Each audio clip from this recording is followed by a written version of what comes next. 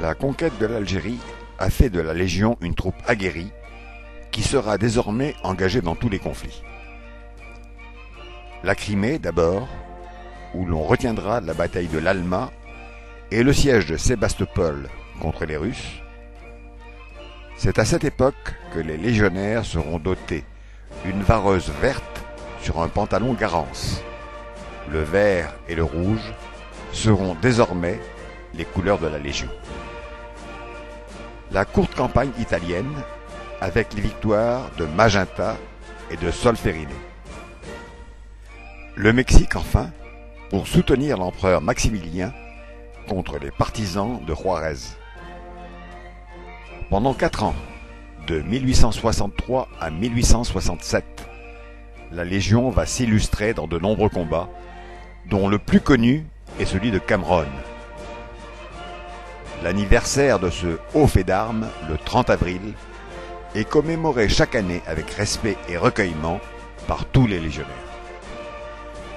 Tout en conservant son berceau algérien de Sidi Bel Abbès, la Légion, dont la réputation n'est plus à faire, sera engagée dans tous les conflits. La désastreuse campagne de 1870-1871 qui verra la chute de l'Empire.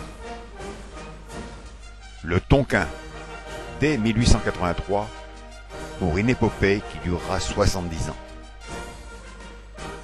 Le Dahomey et le Soudan en 1892. Pendant ce temps, les unités en Algérie contribuent à mettre le pays en valeur, en participant aux grands travaux. Sidi Bel Abbès, en 60 ans, est passé de 6 à 40 000 habitants. L'Algérie se modernise, mais la sécurité de ses frontières est menacée par des bandes de pillards venus du sud et qui entretiennent un climat d'insécurité dans le sud oranais. Le commandement militaire, Lyautey en l'occurrence, est contraint d'élargir au Maroc les interventions françaises pour lutter contre ces tribus nomades. C'est la création des compagnies nomades de la Légion, avec comme atout principal le mulet, mais un mulet pour 2 hommes. Ces compagnies pauvres et rustiques seront extraordinairement mobiles et parfaitement adaptées au travail de pacification qui leur est confié. En métropole, le premier conflit mondial est déclenché. 4 régiments de Légion constitués sur place, avec une ossature de légionnaires d'Algérie et du Maroc, vont y participer. En 1914, au Maroc, Lyautey, qui avait pour mission de tenir le Maroc utile, c'est-à-dire les ports et les régions paisibles, a poursuivi son œuvre de pacification avec les faibles effectifs dont il disposait. Le renfort de 2 régiments de Légion, l'un constitué à Saïda, l'autre venant de France, lui permettront d'achever cette tâche. Et 27 années de combats et de travaux vont marquer le passage de la Légion au Maroc. Le 5 août 1920, une loi est promulguée autorisant la création d'un régiment étranger de cavalerie.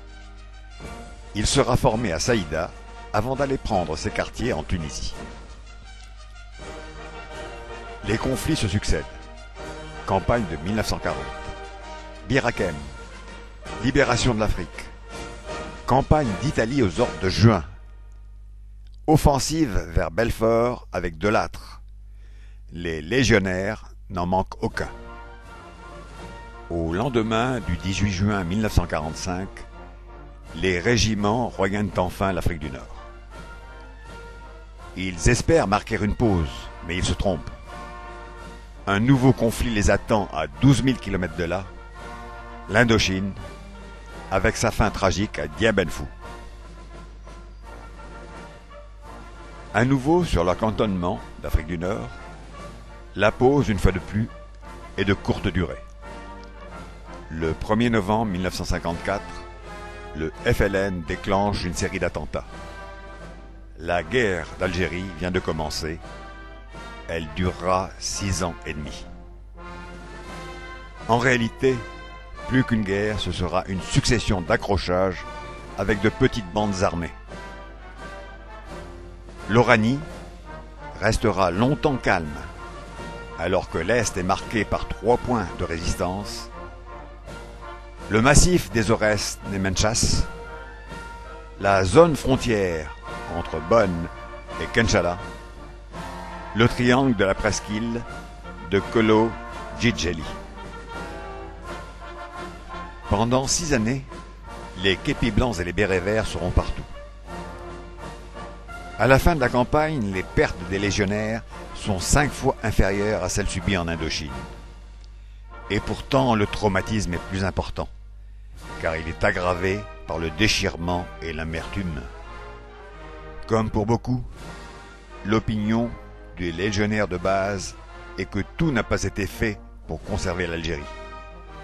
Et que ce n'est pas le courage des hommes qui a manqué, mais la volonté politique. La Légion étrangère n'a pas d'autre berceau que Sidi Bel Abbès. Elle se trouve dans la même situation que le million d'Européens chassés de leur pays natal. À Aubagne, où elle se replie, la Légion va reconstruire ses racines en conservant le même esprit d'entreprise qui animait les anciens. Participant activement aux opérations menées par la France dans le cadre de ses accords de défense, elle assume avec brio, efficacité et compétence les tâches qui lui sont confiées, en alliant chaque fois que c'est possible ses actions militaires ou humanitaires et sa vocation de bâtisseur.